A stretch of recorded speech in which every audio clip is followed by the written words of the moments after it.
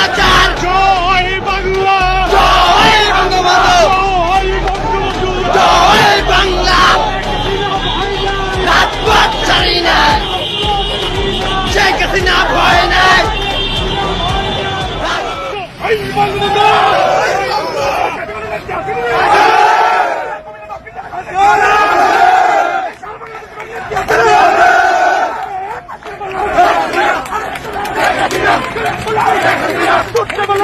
এই ছেলেদেরকে এদেরকে বলি অন্তর্বর্তীকালীন সরকারকে, আপনারা রাষ্ট্রপতিকে এত যদি খারাপ হয় সরিয়ে দিন, তার কাছে শপথ নিলেন কেন? এটা তো বৈপ্লবিক সরকার বলেন।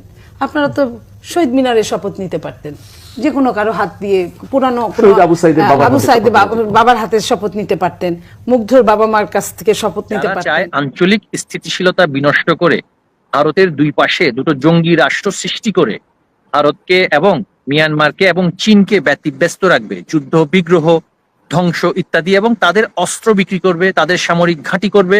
এই যে একটা নব্য সাম্রাজ্যবাদী গোষ্ঠী, তাদের দাবি দেওয়ার প্রতি মাথা নত না করে দেশের জনগণের জন্য কাজ করার যেই রাজনীতিবিদ, যেই ব্যক্তিটা করে যাচ্ছেন, তার নাম শেখ হাসিনা। সুতরাং স্বাভাবিকভাবে তাদের টার্গেটটাই হবে তিনি।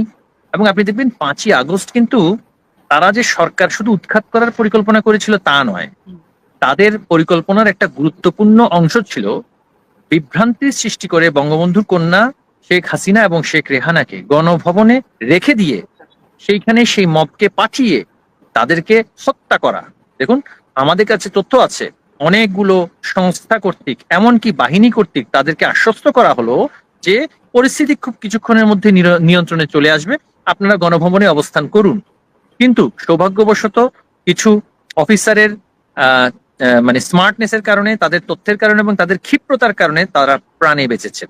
তাদের লক্ষ্য ছিল যে 15ই আগস্টের মতন 5ই আগস্ট এই দুজনকে হত্যা করে এই বাংলাদেশ থেকে, এই উপমহাদেশ থেকে অসাম্প্রদায়িক রাজনীতি, ধর্মনিরপেক্ষ রাজনীতি, প্রগতিশীল রাজনীতি এবং জনমানুষের রাজনীতির কবর রচনা করা।